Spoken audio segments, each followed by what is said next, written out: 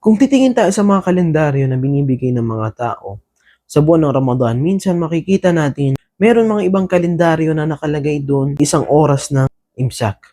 At ito ay nagsasabi na kailangan mong tumigil, kumain at uminom sa oras na yan at madalas ito ay 10 minuto or 15 minutes bago dumating ang oras ng Fajar.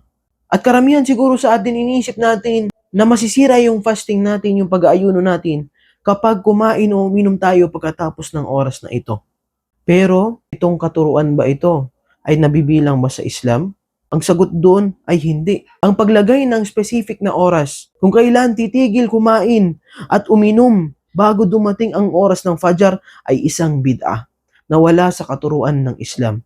Ang mga scholar natin sa Islam ay sinabi nila kapag ang isang tao naglalagay siya ng ganong oras at sinasabi na kailangan sundin, salungat yan sa katuruan ng Propeta Muhammad SAW at katuruan ng Islam. Ano bang ebidensya natin dun?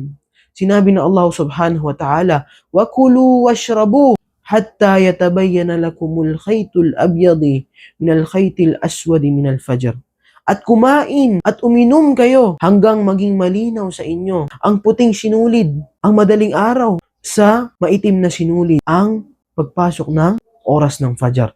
Ito ay malinaw na sinasabi, pwede tayo kumain at pwede tayo uminom hanggat dumating ang oras ng Fajar. Kaya tayo mga kapatid, mga Muslim, ay kailangan malinaw sa atin kung ano ang katotohanan at yun ang dapat sinusundan natin. Hindi dapat tayo gumagawa ng sarili nating mga katuruan. At kung may nakikita tayong isang katuruan na walang ebidensya mula sa Quran o mula sa mga hadith ng Propeta Muhammad sallallahu alaihi wasallam, ayun ay nagiging bid'ah at salungat sa katuruan ng Propeta Muhammad sallallahu alaihi wasallam.